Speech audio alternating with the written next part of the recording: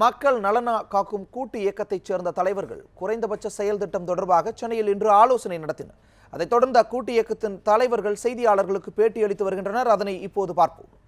நாள் முழுவதும் பகல் இரவு வரையிலே அமர்ந்து சமூக பொருளாதார அரசியல் பிரச்சனைகளில் மக்கள் நல கூட்டு இயக்கத்தினுடைய அணுகுமுறை, மத்திய மாநில அரசுகளினுடைய மக்கள் விரோத நடவடிக்கைகளை குறித்து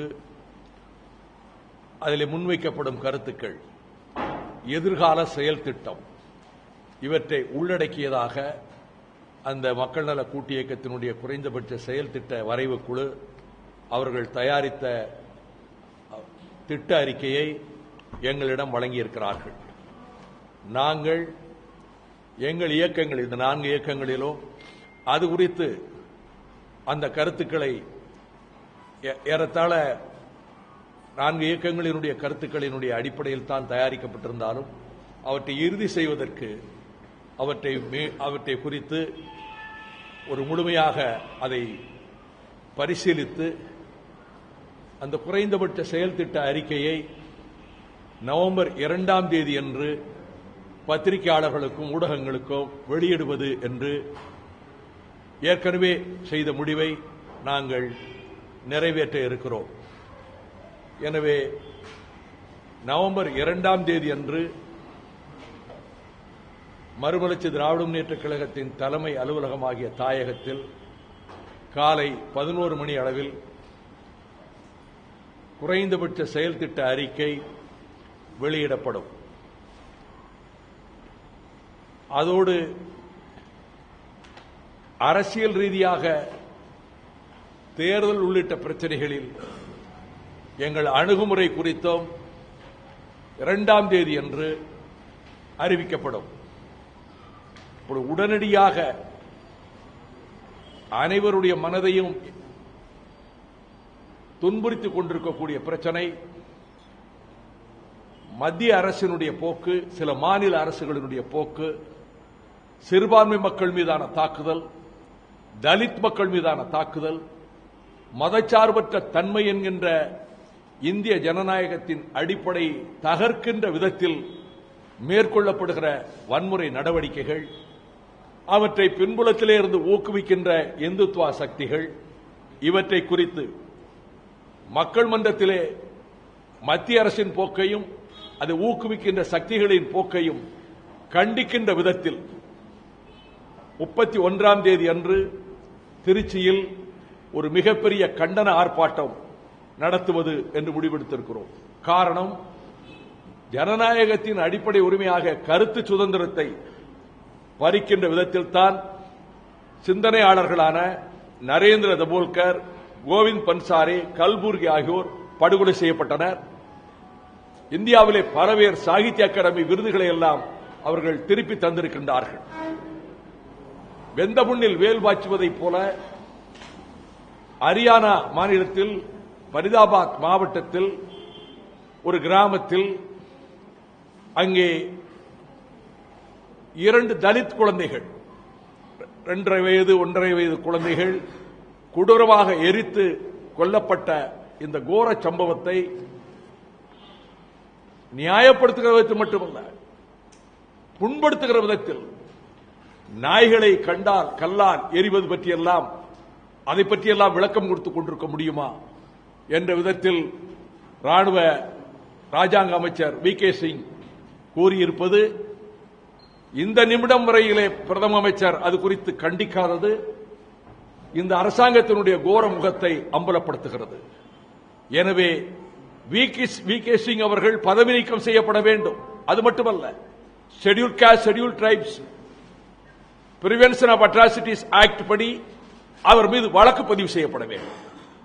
இந்த கோரிக்கைகளை முன்னெடுத்து 31ஆம் தேதி திருச்சியில் ஒரு மாபெரும் ஆர்ப்பாட்டத்தை, திருச்சி என்று சிறுபான்மை மக்கள், முதலே சொல்லியிருக்கிறோம், தலித் மக்கள் மீதும் சிறுபான்மை மக்கள் மீதும் நடத்தப்படுகிற தாக்குதல், அந்த சிறுபான்மை மக்கள் மீது தாக்குதல் மட்டுமல்ல, தொடர்ந்து அமைச்சர்கள் பேசுவது, மாட்டிறைச்சி உண்டார் என்று சொல்லி வீட்டில் வைத்திருந்தார் என்று சொல்லி மிக கொடூரமாக அந்த இஸ்லாமிய சகோதரரை டைபாய்டு காய்ச்சலிலே படுத்த படுக்கையாக இருந்தவரை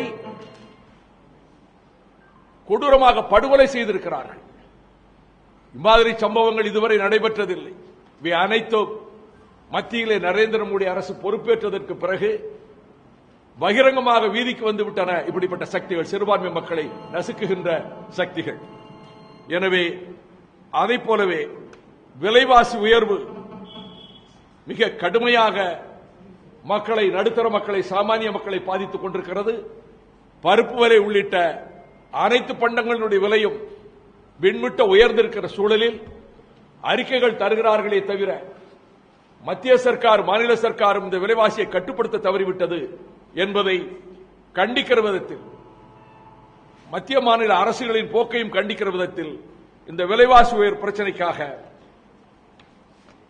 நவம்பர் 3ஆம் தேதி அன்று அனைத்து மாவட்ட தலைநகரங்களிலும் மக்கள் நல கூட்டு இயக்கத்தின் சார்பில், இந்த 4 கட்சிகளினுடைய சார்பில் கண்டன ஆர்ப்பாட்டம் 3ஆம் தேதி அன்று காலை 11 மணி அளவில் மாவட்ட தலைநகரங்களில், சென்னை உள்ளிட்ட அனைத்து மாவட்ட தலைநகரங்களிலும் நடைபெறும். குறைந்தபட்ச செயல் திட்டம் நவம்பர் 2ஆம் தேதி அன்று பத்திரிகையாளர்களுக்கும் தொலைக்காட்சி ஊடகங்களுக்கும் வழங்கப்பட்ட பின்னர் அந்த குறைந்தபட்ச செயல் திட்ட விளக்க பொதுக்கூட்டம் மக்கள் நல கூட்டு இயக்கத்தின் சார்பில் கோயம்புத்தூரில் நவம்பர் 25ஆம் தேதி அன்று நடைபெறும். லட்சக்கணக்கானவர்கள் கலந்து கொள்ளக்கூடிய ஒரு பிரம்மாண்டமான கூட்டமாக 4 இயக்கங்களும் சேர்ந்து அங்கே நடத்த இருக்கின்றன. அதில் மார்க்சிஸ்ட் கம்யூனிஸ்ட் கட்சி, இந்திய கம்யூனிஸ்ட் கட்சியினுடைய அகில இந்திய தலைவர்களும் பங்கேற்பதற்கான வாய்ப்பு இருக்கிறது. கேளுங்க.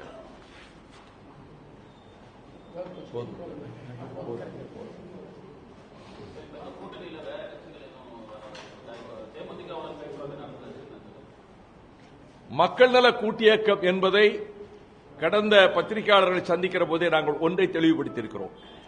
இந்த கூட்டு இயக்கத்தின் அங்கங்கள் இந்த 4 கட்சிகள் மட்டும்தான். இது நிரந்தரமான ஒரு கூட்டு இயக்கமாக ஒரு வெறும் 2016 தேர்தலை மட்டும் முன்வைக்காமல் ஒரு தொலைநோக்கோடு நீண்டகால திட்டமாக நாங்கள் இந்த கூட்டு இயக்கத்தை அமைத்திருக்கிறோம். ஆனால் தேர்தலுக்கான அணுகுமுறை என்ன என்பதை வருகிற 2ஆம் தேதி நாங்கள் உங்களுடைய அனைத்து கேள்விகளுக்கும் விடையளிக்கிற விதத்தில் நாங்கள் அதற்கு பதிலளிப்போம்.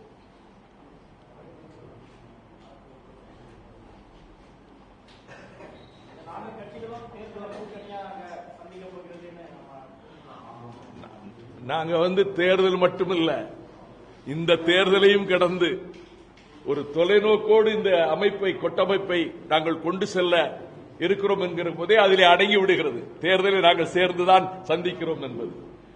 அடுத்த கேள்விகள் வருகிறது அல்லவா, இந்த கூட்டணி விரிவடையுமா, மற்ற கட்சிகள் வாய்ப்பு இருக்கிறதா என்பதெல்லாம் நாங்கள் அது முறைப்படி அதிகாரப்பூர்வமாக 2ஆம் தேதி அறிவித்ததற்கு பிறகு பதில் சொல்வதுதான் அது உசிதமாக இருக்கும்.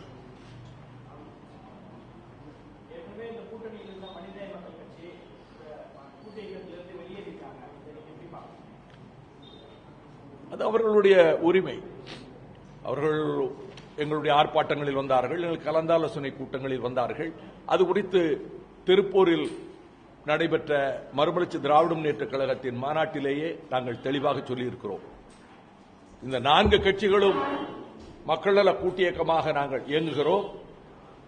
அவர்கள் மனிதநேய மக்கள் கட்சி, அவர்கள் ஒரு நல்ல முடிவெடுத்து வர வேண்டும் என்று வேண்டுகோள் விடுக்கிறேன் என்று செப்டம்பர் 15ஆம் தேதி பகிரங்கமாகவே நான் வேண்டுகோள் விடுத்திருக்கிறேன். ஆகவே 4 கட்சிகள் கூட்டு இயக்கம் என்பது திருவாரூரிலேயே உறுதிப்படுத்தப்பட்டுவிட்டது.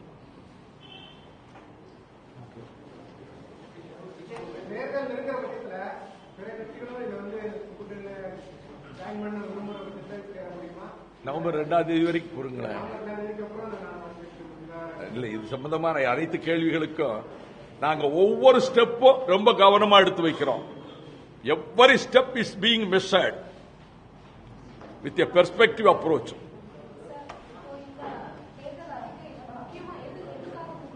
ரெண்டாம் தேதி உங்களுக்கு தெரியும். 2ஆம் தேதி உங்களுக்கு தெரியும், அவ்வளவுதான் சொல்ல முடியும்.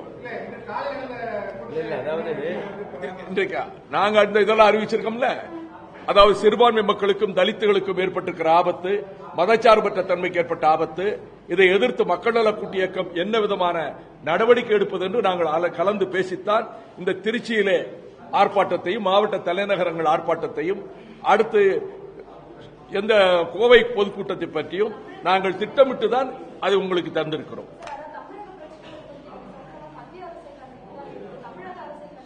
மத்திய மாநில அரசு ரெண்டையும் சேர்த்தான் சொன்னேன்.